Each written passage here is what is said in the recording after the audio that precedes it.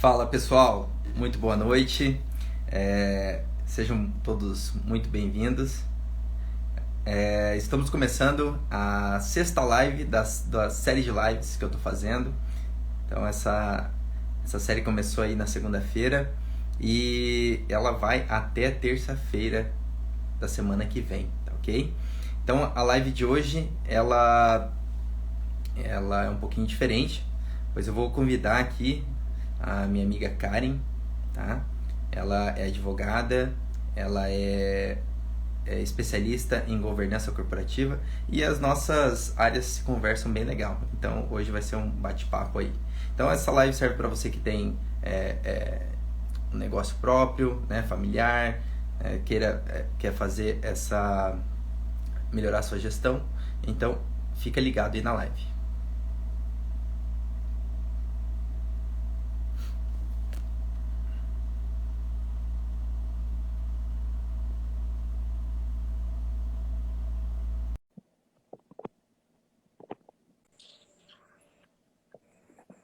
Oiê, boa noite.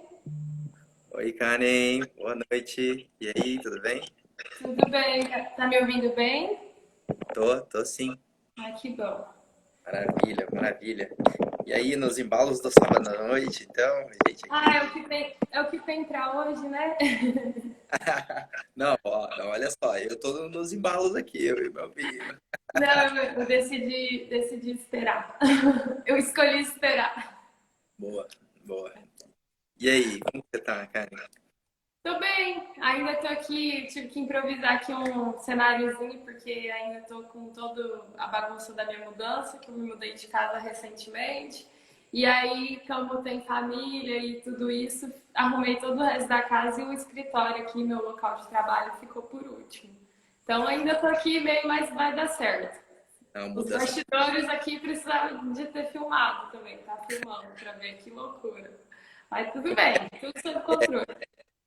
Haja gestão pra uma mudança, né?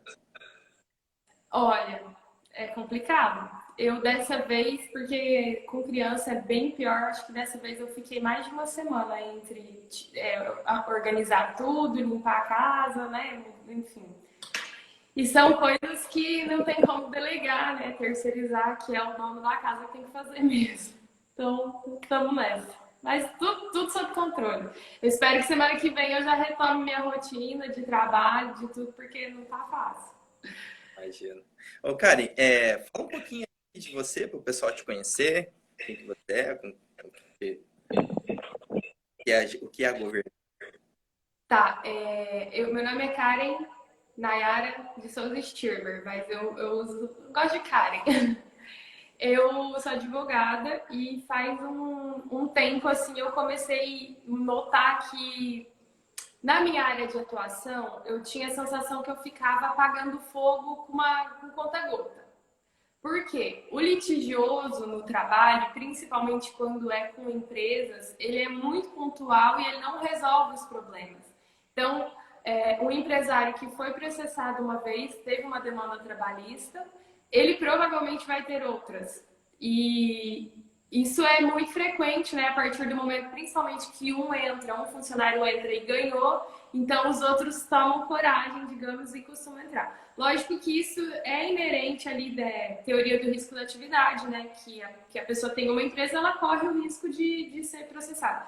Só que dá a impressão, dava para mim a impressão que aquilo não terminava nunca, o processo é demorado, é caro assim, eu costumo dizer que o judiciário não atende a expectativa da gente, advogado, e a gente tem expectativas mais baixas, quanto menos de uma pessoa que é leiga, que não entende, que não está vivendo aquilo ali todo dia. Então é frustrante para todo mundo. Tanto que, principalmente, demandas trabalhistas, elas acabam no Tribunal do Paraná 80% em conciliação. Porque, de fato, é muito moroso você esperar um resultado, né, uma resposta do judiciário, que às vezes não agrada nem quem entrou com o processo, e daí muito menos o polo passivo. Enfim, aí dessa sensação minha de que parecia que eu trabalhava tanto e não estava fazendo nada, eu comecei a procurar formas extrajudiciais tanto de reduzir demanda trabalhista, que assim, não é hoje o meu foco principal, porque aí eu conheci no mestrado essa matéria de governança corporativa, que é uma matéria de administração, ela não é uma matéria de direito. O que estaria mais relativo ao direito é compliance, né, que é um dos pilares da governança corporativa. Então, a governança corporativa seria digamos que uma forma de gestão, seria um norte para a gestão de qualquer empresa. Né? Ela começou, se popularizou nos Estados Unidos, em países da Europa há muito tempo já, digamos, com a tendência de fusões de empresas, né? E uma forma de dar transparência, garantir transparência para investidores. Mas de um certo... É bem para questão, não é especificamente uma questão familiar, né? É isso. Não necessariamente, mas aí o que acontece? Com o tempo, ela veio se aperfeiçoando, né? Como é tendência de todas as coisas. E a governança corporativa passou a atender não só empresas de capital aberto, de bolsa, de valores e tudo isso, mas também empresas limitadas e muitas vezes de sócio individual, uma EIRELI. Ela pode muito bem aplicar medidas e práticas de governança corporativa. E dentro da governança corporativa tem uma mini parte ali que eu gosto muito, que é da governança familiar. Seria especificamente para empresas familiares, que têm relações familiares envolvidas, né? Então, é um mecanismo de organização dessas relações, de forma que elas se tornem mais claras, mais transparentes e com dois objetivos principais, que responsabilidade corporativa, transparência e tudo isso, como eu já falei, e a perenidade da empresa, que é o quê? Fazer a empresa se manter no tempo. Porque muitas vezes a gente vê, eu aposto que você vê também, uma empresa que tem um sócio fundador com um nome muito forte no mercado, muito conhecido, e porventura essa pessoa quer se aposentar ou, infelizmente, vem a falecer, e aí não tem ninguém ali no lugar, um filho não treinou ninguém, e a empresa acaba tendo que fechar porque não tem nenhum sucessor. A governança corporativa e familiar, ela faz com que a empresa seja maior que as pessoas. Então, isso vai possibilitar que as pessoas tirem férias tranquilas, né? Porque também aposto que você já viu uma empresa que tem um funcionário que tira férias, a empresa não anda mais. Ou o dono da empresa nunca consegue pescar um final de semana, porque se for pescar, acabou a empresa, né? Nada anda mais porque ninguém sabe nada. Praia, né? Também. Não, impossível. Ou vai e fica trabalhando de lá. Eu conheço um monte de gente que faz isso. Viaja, tira férias, mas não tira de verdade, porque acaba trabalhando das férias, né? E não é legal, né? Eu gosto de falar que uma vez que você tem assim, esses parâmetros estabelecidos e passa a seguir essas medidas, que você começa a ter paz. Porque eu não sei se você consegue identificar, me diga se você consegue identificar. Tem basicamente dois perfis de empresas. Eu vi numa das suas lives que você falou que quando você começou, você achava, com a consultoria, você achava que seriam empresários iniciantes, mas que eles estão numa fase que eles acham que eles não precisam de um conhecimento técnico especializado e tal, que eles vão dominar aquilo ali tudo no peito e vai. Então, cabeça. O que eu analiso é que esse profissional ele fica em torno de 4 a 5 anos no mercado, levando tudo no peito, até ele perceber que precisa de algo mais. Mas o que eu ia falar é que depois disso, a pessoa já sabe como que o mercado funciona e tudo isso, e quando ela já é um empresário que está no mercado há mais tempo, ela não tem mais aquela utopia, aquele sonho de enriquecer. Ele quer ter o sustento, ter uma vida confortável, mas ele não tem paz, né? Então eu costumo dizer que quando você adota, e não é só gestão, é gestão com direção, né? Porque um planejamento estratégico, ele pode ser para determinada campanha, ele pode ser para determinada venda, né? Ele pode ser ali segmentado para uma coisa específica. Mas quando você coloca uma meta toda, né, para um direcionamento, para quanto tempo essa empresa vai durar e que ela dure o máximo de tempo que for possível, isso dá uma tranquilidade, porque você sabe para onde aquilo está indo. Então, eu costumo dizer que traz paz, traz tranquilidade, que é uma coisa que o empreendedor no Brasil hoje, na minha opinião, não tem. E no Paraguai, que eu posso dizer Não também, tá, porque eu não tô tá, aqui. né? É comum, mas não é normal, né? É comum Não é normal, é comum, mas não é normal. em Não paz, deveria, né? é normal, né? E na verdade não é. Na verdade não é. Sim, exatamente. Mas eu vejo assim, maioria das pessoas, a maioria das empresas, assim que eu atendo, que são micro e pequenas, muitas delas já ouviram falar sobre governança, mas ela não entende ainda bem a necessidade disso, né? E é bacana você trazer isso, explicar isso, né? Ainda mais que você, quando a gente fala de governança, me parece assim que ela tem uma pegada de mais voltada a uma política interna da empresa, né? E assim, quando a gente fala ainda mais no ambiente familiar, de uma empresa familiar, família, né? Família é família, né? Então, assim, existe alguns confrontos. Então, quando a gente fala, assim, de um tipo de gestão que é voltado a aplicar para famílias, para controlar, caramba, né? É um baita desafio. Como que você vem, assim, como você, assim, vem lidando com esse processo de implantação, assim, da governança? Olha, uma coisa que eu vou fazer aqui, eu vou voltar um pouquinho para. Eu acho que é importante explicar. Muitas empresas têm sim medidas de governança corporativa aplicadas, né? Trabalham essas medidas, revisam e tudo, sem saber que se trata de governança corporativa. Um cap, já tá bom, não é melhor que nada, né? Mas o negócio da governança corporativa é fazer olhar o todo. Porque eu vejo que muito do desafio de quem trabalha com estratégia de venda, aumento de faturamento e tudo isso, às vezes o problema da empresa não é esse. E muitas vezes não é esse. Não é que a empresa vende pouco, fatura pouco. Lógico que tem também, né? E lógico que vender mais sempre é bom. Mas às vezes o problema está nas pessoas ali dentro, na falta de cada um saber sua função, né? E quando normalmente a pessoa, ou um familiar, uma pessoa que participa ali da empresa, que normalmente é um que fala, cansei, procura um profissional para implementar governança corporativa, normalmente é porque já existe um conflito familiar. Ou quando o pai e o sócio fundador está interessado em que alguém assuma e aí não tem ainda ninguém que se habilitou ou nenhuma pessoa capacitada até o momento, entende?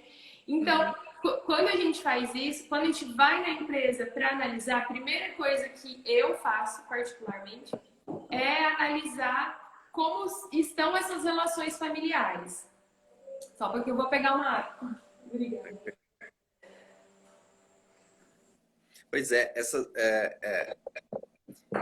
geralmente é isso, né? Por exemplo, normalmente essas empresas familiares, o gestor ele está à frente, né, de tudo e ele não se preocupa em passar, em criar, em envolver alguém que possa substituir esse cargo dele, né?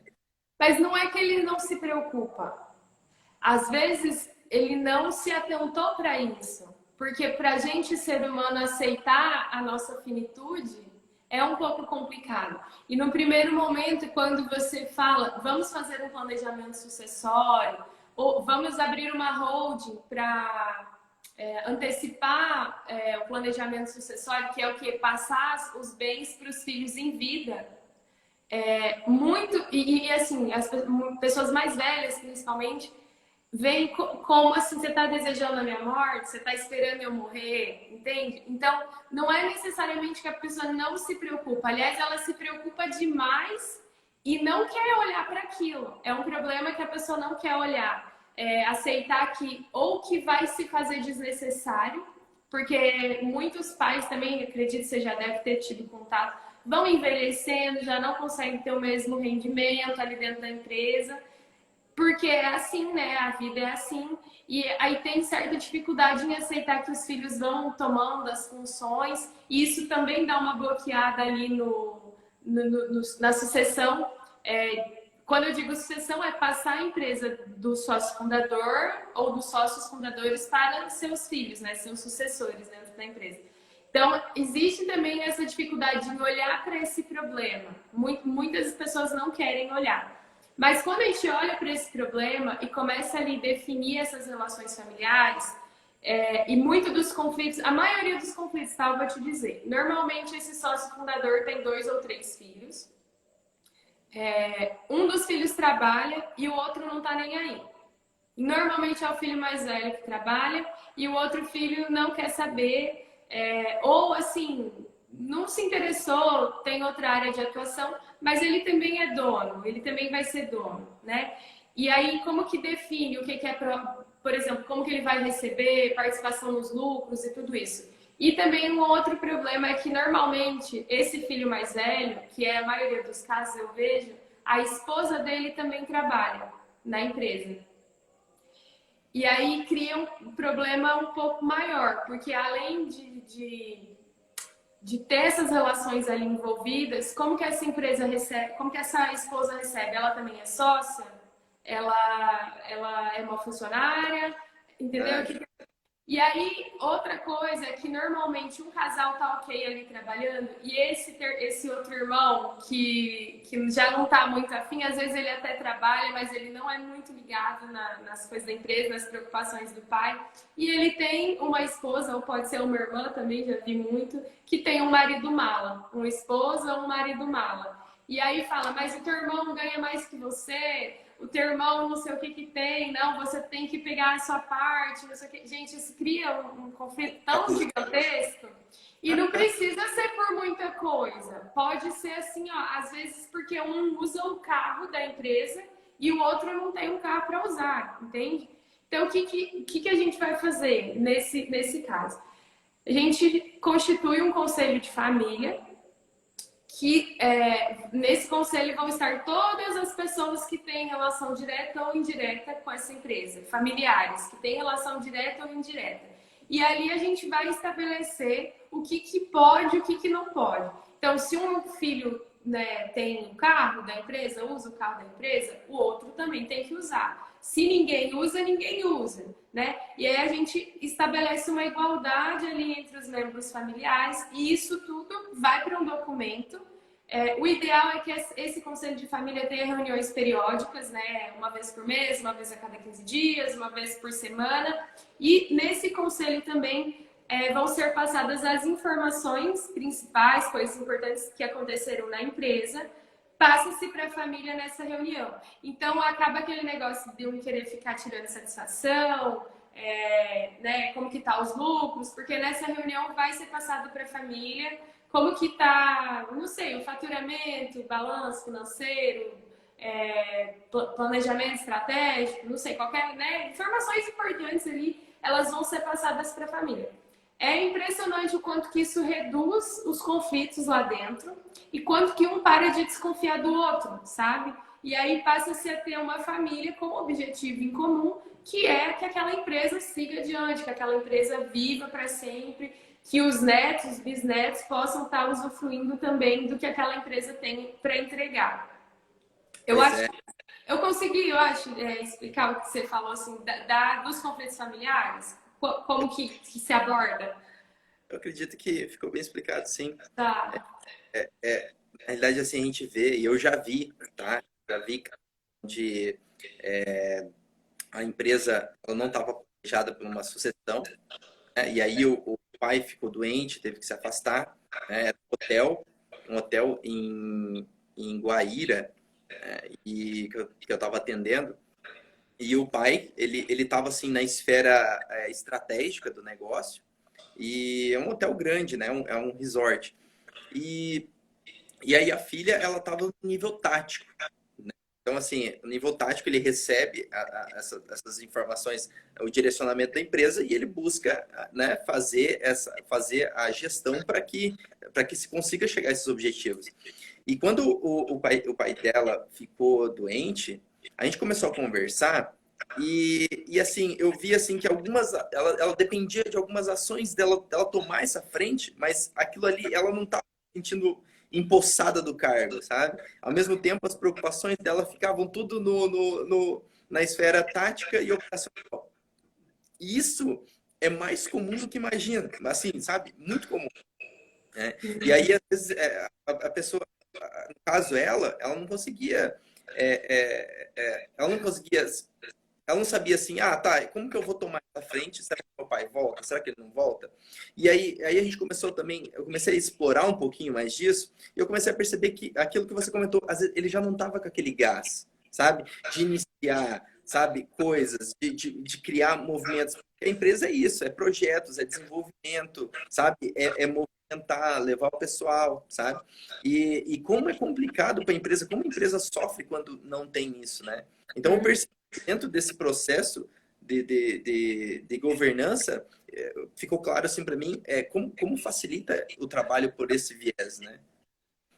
E, Facilita muito. E assim, muito também do que eu vejo é que os pais não buscam inserir os filhos na empresa. Isso desde a adolescência, desde assim, do primeiro contato. E outra coisa, que assim, não existe uma preocupação com a formação acadêmica e profissional desse filho para que ele ocupe um cargo dentro da empresa. Porque daí quando isso acontece de forma abrupta, ah, meu filho tocou violão a vida inteira, tem uma banda lá e faz showzinho no final de semana. Mas aí eu adoeci, preciso que alguém assuma a empresa.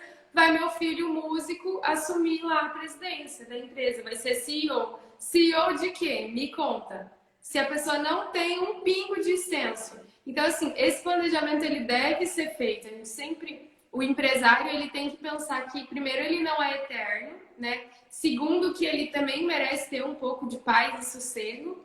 E é muito importante ter alguém capacitado, né? Para assumir essa posição. Não adianta ter um filho que está trabalhando lá no estoque, no caixa, e aí do nada ele ter que passar a presidente da empresa. Isso não vai dar certo em lugar nenhum, né? Então, essa preparação de liderança, eles não têm essa preocupação em ensinar os filhos a liderar. E entenda, normalmente uma micro, média, pequena empresa hoje, a família já e uma empresa que está já no mercado há algum tempo, é uma família de classe média, digamos, classe média baixa, né? Então já é um filho que não passou fome, igual o pai passou, porque o pai provavelmente passou fome, aí teve que lutar e abrir mercado e trabalhar igual um camelo, de sol a sol. E o filho já não. Então, o filho não desenvolveu essas habilidades naturais que quem sofre muito na vida desenvolve. Resiliência. E isso não é do dia para a noite que acontece. E a gente sabe que estar à frente de qualquer empresa demanda que a pessoa tenha capacidade de recomeçar, de tomar um baque agora e daqui a 15 minutos ter uma reunião e botar a cara, né? Seca as lágrimas e vai para a reunião. né? Essa capacidade de mudar a feição ali e atender o cliente. Então, assim, ainda mais essa geração de hoje, classe média baixa, criado no PlayStation e no Leite Pera, não tem como você pegar uma pessoa dessa e colocar, administrar uma empresa, é impossível, né? Falta, assim, elementos básicos de liderança, de resiliência, de saber lidar com o outro. Como que você coloca uma pessoa mimada e lidar com um funcionário grosseiro, digamos? Vai levar processo trabalhista por assédio moral, entende? Então, essa preocupação, ela pode parecer boba, mas ela é muito importante. Ensinar os filhos, desde o começo, não só como pessoa, essa capacidade de lutar, de começar, como a capacitação profissional. E aí entra aquele negócio, tá? Mas meu filho não quer. É um problema também. Tem muitos filhos que não querem seguir os passos dos pais. Então, você tem que pensar numa outra pessoa, né? Você tem que contratar uma pessoa e também não tem problema, né? Que seja assim. Mas se você quer que essa empresa continue na sua família, que seus filhos possam usufruir dos mesmos ganhos, dos benefícios que ser empresário tem, é importante que você pense em quem vai te suceder, né? E outra coisa também, tem gente que pensa que ser empresário é privilégio. Não é privilégio, ser empresário é função. Não é porque você tem uma empresa que você manda e desmanda do jeito que você quer que você não tem que pensar em nada. É função, não é privilégio. Mas Acho que as pessoas têm que se conscientizar disso. Eu vejo hoje muito aquele negócio, né? Divisão política e tudo isso, e aí muita gente, muito funcionário, acha que é muito fácil você ter uma empresa. E não é, né? Eu já fui funcionária e tinha também esse pensamento, nossa, mas é claro, a minha chefe era bonitona, daí sai a hora que quer e volta a hora que quer. Eu achava que era só isso, eu achava que era um privilégio. E não é, é bem complicado, né? não, eu acho que quando você trabalha para os outros, você não tem essa percepção, né? Bate o horário de saída, acabou o problema, né? Na sexta-feira, né? Quando não trabalho no sábado, acabou ali o problema às 6, só volta a ter problema às 9 da segunda-feira. Nossa, isso é. Acho que assim, só isso já vale. Quando essa pessoa virar empresária e entender né, as preocupações que o empresário tem, eu acho que só essa possibilidade de ter isso já vale uns R$ 5.000, sabe? Olha, enquanto eu era funcionária, estagiária e tudo isso, eu nunca perdi uma noite de sono, só coração partido, algumas vezes. Mas assim, dizer que eu me preocupei com o trabalho que eu deixei na sexta-feira e tinha que terminar na segunda e eu perdi o sono por causa daquilo, jamais, jamais. Pois E é. depois que você abre teu próprio negócio, né, que você começa a trabalhar por conta e tal, você não dorme mais. Já é um luxo. O dia que você deita no travesseiro e dorme, tem uma noite tranquila, já é luxo, né? Então, Não, mas assim, mas é aquele negócio, a gente fala do que a boca fala do que o coração tá cheio e a gente só sabe falar daquilo que a gente vive, né? É complicado você também pedir para que alguém se coloque no teu lugar e calce seus sapatos, né? Que faça teu caminho. Muitas pessoas não têm capacidade de fazer isso, né? Então, paciência, mas que não é fácil, não é. hoje eu estava num processo, né, com uma consultora, uma gestora de tráfego, a Jennifer, e a gente estava desenvolvendo a minha missão. Na realidade, assim, ela tá fazendo um processo assim de reestruturação geral da minha marca e tudo. É, a gente começou assim, eu comecei a refletir, eu tinha uma coisa assim muito, eu estava focado no meu processo, né, da minha missão. E aí ela foi me ajudando a explorar, aprofundar isso. E eu fui percebendo que eu realmente, a minha visão estava sempre em ajudar o empresário, porque é o empresário que gera empregos, entende?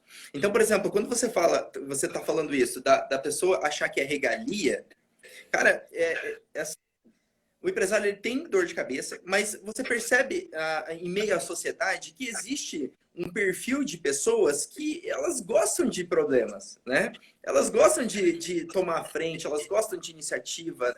Esse eu acho que é o perfil do empreendedor. Porque quando a pessoa tem esse perfil de iniciativas, de gostar de fazer as coisas, né? E quando ele pega e ele arrisca, porque é um risco, é um grande risco ser empresário, né? Então, quando ele arrisca isso, a partir disso ele começa a ganhar dinheiro, ele começa a gerar fluxo, e nesse fluxo ele precisa da gestão e precisa, na realidade, ele precisa de colaboradores, e quando ele tem colaboradores, ele precisa de gestão. Então, às vezes, como ele não prospera, né, porque por falta de gestão, e isso faz com que ele reduza a quantidade de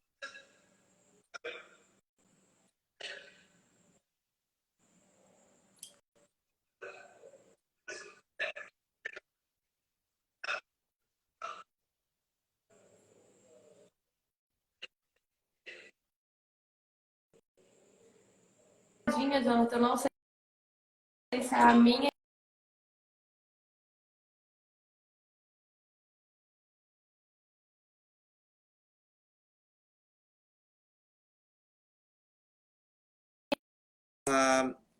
empregos de micro e Tá. pequena empresa.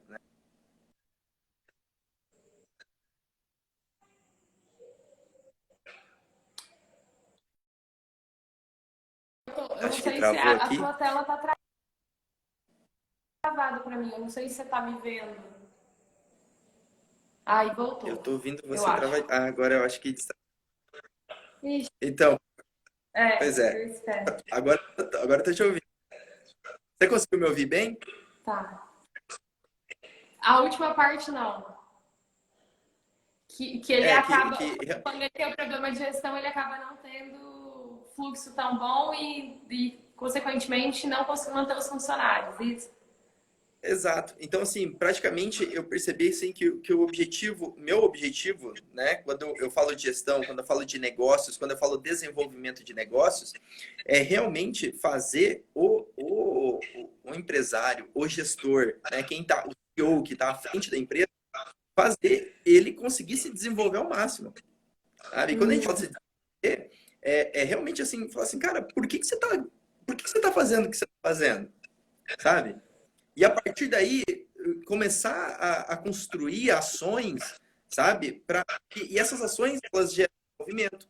Esses movimentos fazem a necessidade de colaboradores e aí vira um ciclo. Sabe? Então eu percebi que, poxa, um indicador bacana assim é a quantidade de empregos que gera. Né? Então eu foco nisso, porque quando geralmente uma empresa prospera, ela precisa contratar, sabe? E se ela precisa contratar, ela precisa de gestão. E se ela precisa de gestão e mais é familiar, precisa de governança. Então, eu já faz, desde 2015 que eu venho trabalhando com consultoria, e esse passo de governança, eu já venho observando ele, sabe? Eu já venho observando ele e vendo a importância que tem isso. A importância que é você ter ali um conselho, sabe? Para dar essas diretrizes. Eu queria saber, assim, você, Karen, o conselho, né? Essa questão da governança, é eles que fazem o planejamento estratégico? Tem alguma ligação isso? Olha, digamos que as decisões. Primeiro, vou explicar para quem está assistindo o que é o conselho, né? O conselho, empresas de capital aberto, empresas da Bolsa de Valores, Petrobras, assim, empresas muito grandes, o conselho ele é formado por inúmeras pessoas. Porque o conselho, ele tem a representação dos acionistas, muitas vezes não são os acionistas que participam, mas o conselho de administração é formado por representantes dos acionistas e pessoas com capacidade técnica de decisão. Então, nas empresas grandes, né, as decisões mais importantes, elas são tomadas pelo conselho de administração. Eu não sei te dizer assim, seguramente, numa empresa menor que a gente constitua um conselho, se a gestão, se a execução das coisas, ela vai ser feita pelo conselho. Isso depende de como vai se processar. Porque a gente pode ter um conselho consultivo que se encontra uma vez por mês e são técnicos, profissionais de várias áreas. Vamos supor, a gente pode pegar uma empresa pequena e montar um conselho de 5 pessoas, onde vai ter um contador, né, especialista em tributação e tudo isso, onde vai ter um profissional de marketing, propaganda, publicidade, tudo isso, onde pode ter um advogado para que analise né, as questões jurídicas ou o compliance dessa empresa. E, enfim, profissionais de várias áreas e as principais decisões, a direção daquela empresa, ela é tomada pelo conselho, que também é constituído pelos sócios da empresa nesse caso. Né? Mas depende de onde a empresa quer chegar e qual a função dela, qual a função daquele conselho para ela. Porque não existe uma fórmula pronta que você chegue numa empresa e coloque. Talvez a empresa tenha uma tributação tão baixa, né? Não sei, está lá enquadrada no Simples Nacional, não é necessário ter um profissional que seja um tributarista ali, um contador, especialista em tributação, alguma coisa assim, porque a empresa não demanda isso. E a gente sempre tem que cuidar, quando fala em governança, para que o molho não fique mais caro do que a carne, né? Então, se você aplica tantas medidas dentro de uma pequena, média empresa, que aquilo fica insustentável, de manter, de regular e de acompanhar, não está servindo para nada a governança, né? Então, você tem que pegar a governança e enxugar para caber dentro da empresa, para atender as necessidades dessa empresa e para fazer essa empresa se desenvolver. Então, depende de qual é o cenário que a empresa está, mas sim as decisões mais importantes de gestão, não sei se a empresa vai assumir um novo padrão de negócio, vai abrir um novo produto importante, uma linha de produto muito importante, ou vai fazer uma parceria grande com uma outra empresa. Então, essas decisões mais importantes são submetidas a conselho. Por quê? Porque no dia a dia as coisas têm que acontecer e muitas dessas menores decisões às vezes não vai dar tempo de submeter a decisão do conselho, né? Supondo que esse conselho se encontre a cada mês, por exemplo. Então, daí viabiliza a tomada de decisões, você está me entendendo? Então, decisões mais urgentes do dia a dia, elas não têm razão de serem submetidas ao conselho, mas decisões importantes que mudariam ou mudam a direção do negócio, da empresa, sim, elas devem ser submetidas à decisão do conselho. E Foi me diz claro? uma coisa, assim, me diz uma coisa. Normalmente, por exemplo, se todas as decisões elas ficarem a cargo do conselho, normalmente isso torna pode deixar lento, né, algumas Claro. ações. Eu já, como que você vê assim, que poderes o CEO tem? Porque, por exemplo, o CEO normalmente ele tem essa visão para o negócio como um todo, como o negócio vai agir no mercado, enfim, né, de uma maneira geral. Geralmente, os conselhos que você implantou, o CEO ele tem uma liberdade para tomar as decisões e caso essas decisões elas não tenham um impacto positivo ou impacto gerado, né, conforme esperado, aí o conselho tomar medidas para esse CEO, como que você vê essa configuração? Olha, isso é bem interessante, porque o conselho no qual também participa o CEO é o conselho que vai decidir quais as ações que o CEO pode tomar, entende? Então, quando a gente vai fazer essa implementação, a criação desse conselho, ele vai estar numa ata, né? Tem uma ata, tudo certinho, essa ata é levada a registro. Muitas empresas optam por ter alteração do contrato social e no próprio contrato social escrever ali quais são as funções dos CEOs. Então, muitas empresas menores normalmente dão uma autonomia maior para os presidentes, para os CEOs, né? E empresas maiores normalmente dão uma autonomia um pouco menor. E ali, então, é o conselho quem vai decidir o que pode e o que não pode fazer o CEO. Porém, caso alguma decisão urgente deva ser tomada, precise ser tomada, e, por exemplo, uma decisão que seja duvidosa, e aí fique a cargo naquele momento do CEO resolver para, enfim, apagar o fogo ali, essa ação ela pode ser submetida posteriormente ao conselho para que confirme essa decisão ou não, entende?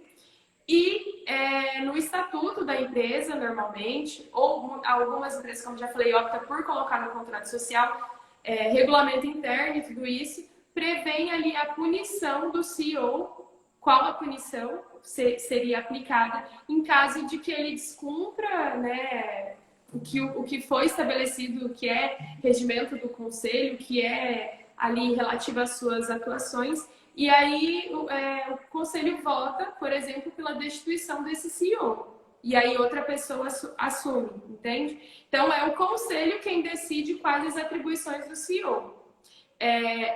A fim de assim exemplificar, empresas que, por exemplo, constituem holding para administrar bens a parte da empresa, o CEO da holding ele não pode vender bens, né? Normalmente não pode vender os bens. Então é descrito lá que entre as atribuições do CEO está proibido vender as coisas, vender os bens da família, por exemplo. Né? Porque pode ser um terceiro nomeado como CEO para administrar aquele conjunto de bens ou administrar a empresa. Então, não pode vender bens da empresa. Qualquer decisão que envolva a venda de bens, né? Dispor de bens dessa empresa, ela deve ser levada a conselho, por exemplo. Mas é o conselho quem decide. E isso tem que analisar muito a natureza da empresa, como que é o mercado, né? Por exemplo, se é uma imobiliária, se é uma incorporadora, não faz o menor sentido proibir o CEO de vender os bens. Se ele trabalha É, com isso, se a empresa trabalha com isso, entendeu? Então, assim, é um exemplo besta, mas para pensar. é o empresa, né? Isso. Então, assim, também tem conselhos que optam por definir um teto de gastos. Por exemplo, o CEO teve que viajar, fazer uma viagem de negócio para atender um fornecedor em algum lugar, ou enfim. Então, tem um teto de gastos, e aí, se ele ultrapassar esse teto de gastos, ele tem que repor do bolso dele, entende? Entendo. Várias coisas nesse sentido, mas que são necessárias analisar ali a realidade da empresa. E principalmente se é empresa familiar, o que, que a família se sente segura para permitir que esse administrador faça? Entende? Entendo. Eu acho Então, legal bater esse papo, porque a sua visão é uma visão paralela à minha, sabe? Como eu trabalho com desenvolvimento de negócios, quando eu falo CEO, né, para mim vem mais as atribuições assim de dele saber a capacidade produtiva dele saber em qual mercado ele vai entrar, quais vão ser as fontes de receita, sabe? Aí já vem uma preocupação assim para mim, tipo, vai que o conselho não quer deixar ele trabalhar uma determinada fonte de receita, não quer deixar ele abrir um mercado numa região, né, do estado, enfim, esse tipo assim, a minha visão de consultor, de mentor, ela está sempre voltada mais para esse aspecto, né? E é bacana ver essa perspectiva. Dentro desse aspecto, normalmente é o conselho, engraçado ele porque tem, assim, você chega a tratar é esse justo. tipo, sabe, minucioso sobre as ações, as fontes de receita, Não entendi. Não entendi. a Dá uma respeito travadinha. de fontes de receita. Normalmente, dentro dessa qualificação do que o CEO pode fazer, falado alguma coisa sobre assim os poderes, se, se eles deixam restritos esses poderes de abertura de mercado, por exemplo? Olha, mais uma vez, varia da natureza da empresa, mas se no geral, se for gerar algum conflito, né? Abrir mercado, no geral, não gera conflito. Mas, por exemplo, se demandar uma contratação muito grande de funcionários para atender uma nova área, né? Isso vai causar ali uma. Porque você falou em receita, mas para atender, existe um custo de aquisição, né? Dessa nova área. Então, se isso for gerar uma contratação muito maior, se for gerar uma despesa muito maior, no geral, a preocupação do conselho, lógico, com expansão e tudo isso, mas riscos, né? Se vai gerar riscos ou se vai ter aumento de receita. Normalmente, pelo que eu vejo, as limitações são assim, são nesse sentido. Por Entendi. risco, um risco não calculado, ou o conselho vai se reunir para pensar se vai conseguir lidar com os riscos desse novo negócio. Vamos supor que não sei, uma empresa de instalação de alguma coisa. Então, ali naquela área nova, fica mais difícil a prevenção de acidentes, né? É mais longe, o funcionário corre mais risco de se machucar, por exemplo, um exemplo besta. Mas isso pode acontecer. Então, a empresa vai conseguir lidar com esse novo risco? Até que ponto a abertura a previsão de entrada, a previsão de receita, compensa o risco se der uma cagada, entendeu? Então, até que Entendo. ponto compensa essa nova abertura para se der uma cagada morrer um funcionário e a gente conseguir arcar com indenização, com, né, enfim, tudo isso. Então, tem que sempre estar ali sospesando o que vai acontecer e se a receita compensa o risco e o investimento, né? Porque isso é interessante, submeter essas decisões ao conselho, porque às vezes o empresário ele toma uma decisão movido pela energia, por aquele entusiasmo de uma nova oportunidade. E se ele parasse um pouquinho, às vezes, para pensar mais friamente, ele ia enxergar alguma coisa, ele ia enxergar um risco que no primeiro momento ali ele foi levado pela paixão e ele deixou de ver, entende? Então, assim, é calcular as decisões. É para isso que serve o conselho, para mitigar risco, para calcular as decisões e para, digamos assim, garantir que se alguma coisa der errada, que essa decisão foi tomada pelo conselho e não por uma pessoa específica que aí vai causar um prejuízo, vai ser, né, punida por isso e tal. Então, eu vejo como fundamental, assim, principalmente quando a empresa cresce um pouco e esse negócio de abrir novos mercados, submeter essas decisões a quem tem conhecimento para isso, né? Então, e assim, muitas das decisões, muitas das reuniões do conselho, elas podem, por exemplo, convidar, no caso, um especialista, por exemplo, em logística, para ver se a gente vai conseguir atender essa nova região que está abrindo aí essa receita. Então, você pega lá o pessoal da logística e traz aqui na reunião para ver o que ele tem a dizer também, né? Eu gosto muito de fazer o funcionário participar do processo decisório. Uma porque ele se sente importante e outra porque é ele que está ali na lida, né? A gente lá de cima, lá do conselho, não está enxergando muitas vezes o que está acontecendo ali. Então, você traz uma pessoa que está vendo ali como que está o negócio de verdade para participar desse processo decisório. Faz muito sentido isso. Eu lembro até hoje, na universidade, o professor contou um caso, como eu fiz lá em Joinville, lá é uma cidade industrial. Isso era bacana, como a maioria dos professores tinham cargos de diretoria, presidência, né, em multinacionais, eles traziam esses exemplos para dentro da sala, né? E um estava fazendo, estruturando uma. Eles estavam tentando resolver um problema de uma indústria de pasta de dente, sabe? E aí, a linha de produção da pasta de dente, você já ouviu essa? A linha de produção da pasta estava sendo falha, né? E aí eles foram lá, estruturaram, uma solução assim mirabolante para a coisa, colocando ali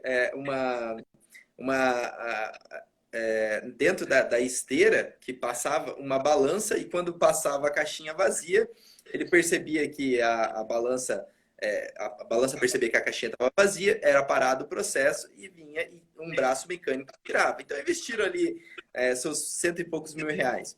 E aí quando eles foram voltar a fazer a análise, né, alguns meses depois, ver como estava o andamento, a máquina estava parada.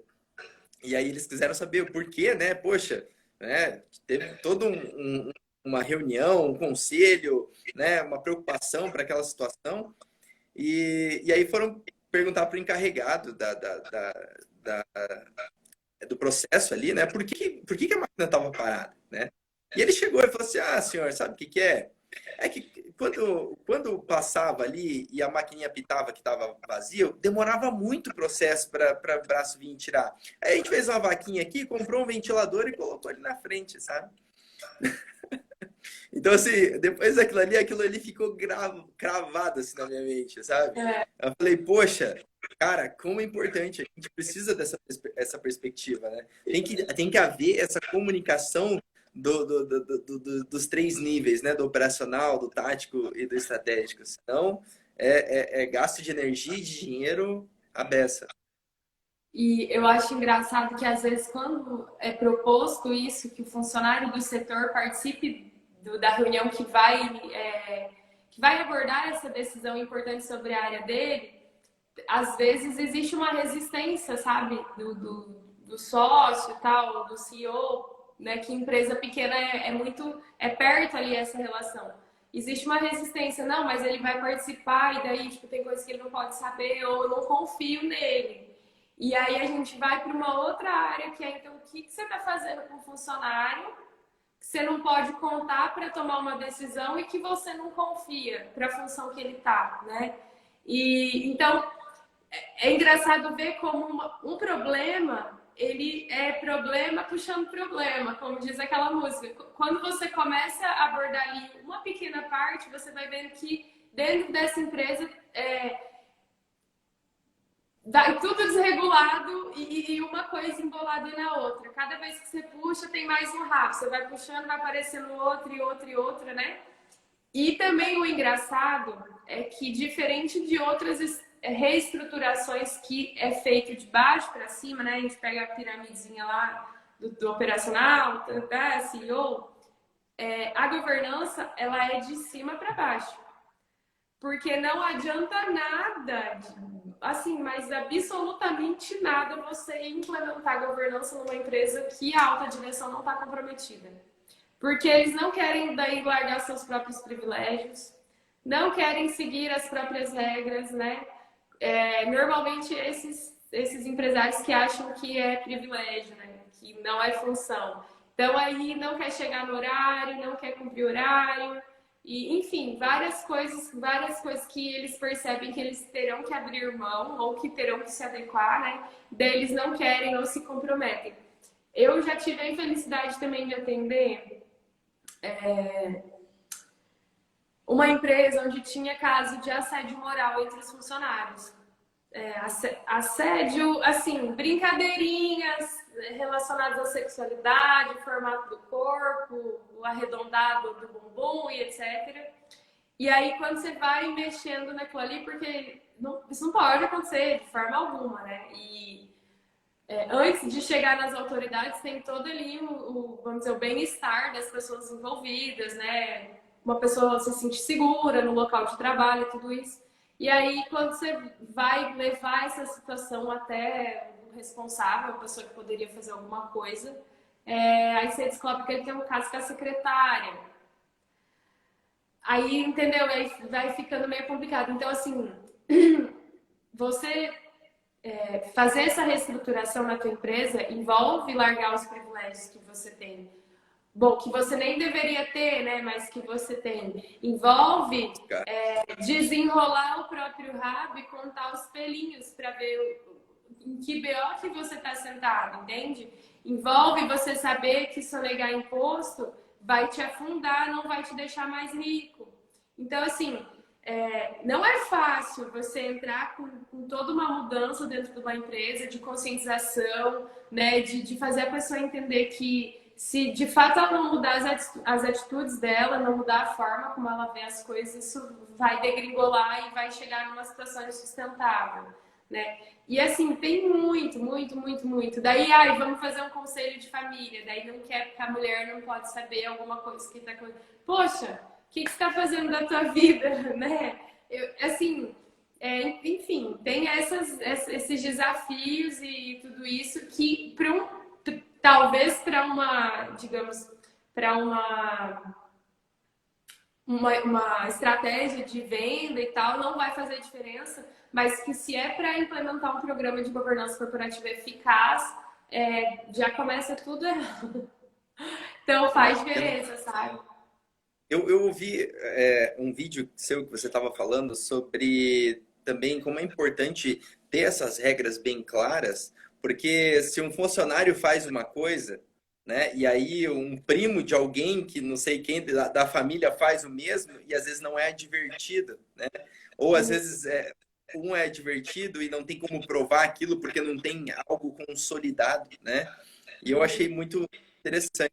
E realmente quando vai fazer essas regras é necessário ser para todos, né? Senão vira meio que uma bagunça, né? E eu vejo assim, pro lado da venda, também ele influencia no clima organizacional, sabe? Quando a gente fala de desenvolvimento de negócio, uma coisa que realmente faz uma empresa, sabe, ir para frente, sabe, se desenvolver, gerar resultado, é o clima organizacional. E um clima organizacional, ele fica bem estruturado quando tem uma liderança firme. Quando tem uma liderança firme, quando a empresa ela tem valores, né? Valores e o líder ele consegue trabalhar esses valores e envolver a empresa. Então, quando você fala desses casos, que tem casos acontecendo dentro da empresa, ou a empresa não está preparada para lidar com isso, poxa, afeta isso, afeta totalmente o clima organizacional, sabe? Consequentemente, o rendimento também cai das pessoas. E é incrível como isso acontece, sabe? E aí, quando você começa a perceber a influência disso, aí você começa a ver a relevância que tem você entender a necessidade de um setor de RH dentro da empresa, né? Para cuidar das pessoas, né? Como existe a importância? Mas é que daí, culturalmente, o pessoal acha que o RH é para demitir, né? E daí isso já é um problema, né? Já acredita-se que se você tiver aqui no RH, meu Deus, você está perdendo emprego. Então, é tudo isso de uma cultura equivocada, né? E tudo mais.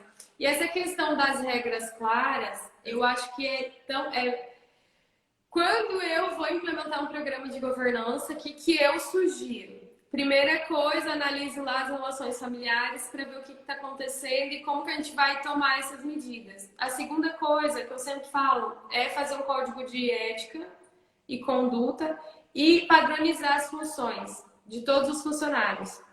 E daí eu vejo que nesse período ali que está padronizando, que obriga o pessoal a agir de determinada forma, cada um ter sua função e saber e dar conta daquilo, prestar conta daquilo e ser de conhecimento de todos, tem um monte que já pede demissão, não fica nessa parte, a galera começa a se demitir. Porque aí é que você descobre falcatrua, às vezes eles não querem que descobra, às vezes você descobriu, mas daí fica aquele negócio meio que, né, o disse pelo não disse, a pessoa já pede demissão e já sai logo. E então, essas são as duas primeiras coisas: estabelecer o código de ética e conduta e padronização das atividades. Porque daí você começa a perceber quem vai estar e quem não vai estar. E uma coisa assim que acho que é um marco temporal do antes e depois de que isso acontece, é a pessoa parar de trabalhar de acordo com o humor do chefe. Eu sempre falo isso. Mas é muita gente trabalha de acordo com o humor do chefe. Então, se o chefe tá feliz, eu tô acertando. E se o chefe chegou puto da cara na empresa, eu tô errando. Então, fica lá um monte de bobo perdido, trabalhando de acordo com o humor do chefe, porque ninguém sabe o que tem que fazer de verdade, né? Não sei minha função. Então, se ele mandou eu fazer tal coisa e eu fiz e ele ficou feliz, eu tô de parabéns, né? E se ele não ficou, eu errei. Isso não pode acontecer. Primeiro porque a gente trabalha com a substituição, né, periódica, vamos dizer assim, de tempo em tempo essa empresa vai ter um novo CEO, né? Isso é a sucessão, isso é o que acontece. E a empresa tem que se manter além dele. Então, como que a gente vai trabalhar de acordo com o humor dessa pessoa, né? Se daqui a um tempo ela vai sair, daí a gente vai trabalhar com o humor da próxima. Isso não pode acontecer. Então, o código de conduta não só para condutas irregulares, como a gente já estava falando, mas a padronização das atividades, a procedimentalização ali das condutas do trabalho também é importante. E muda o clima organizacional. Isso muda o clima, porque aí todo mundo já sabe o que tem que fazer, chegou, já faz, entendeu? Já sabe ali qual é a sua função, qual é o seu trabalho e como que faz. E, por exemplo, isso a gente escreve. Tudo como que faz cada função é escrito. Vai ter um manual ali de cada função para que, se por acaso um outro tenha que sair, né? Tenha que tirar férias, ficou doente, pegou Covid, por exemplo, o coleguinha dele pode exercer a função, uma pessoa que seja designada para exercer aquela atividade, possa também realizar essa função sem ter prejuízo para a empresa. Legal. Karen, nosso tempo tá chegando aí. Eu acho que se passar de uma hora a gente não consegue gravar live, mas eu vou falar para você, cara, eu tô muito feliz. Foi muito legal a gente ter esse bate-papo. Agradeço assim de coração você ter aceito esse convite, vir aqui falar um pouquinho do seu trabalho. E com certeza vamos fazer mais algumas aí. Eu sei que tem bastante assunto aí. Tem. Certeza. Cada um desses que a gente falou se desdobra num monte, né? Então tem bastante coisa para falar. Mas eu que agradeço, fico muito feliz por você ter me convidado nesse sábado de pandemia. Mas eu gosto. Obrigada. É isso aí, Karen. Tudo de bom para você. Beijão. Até, pessoal.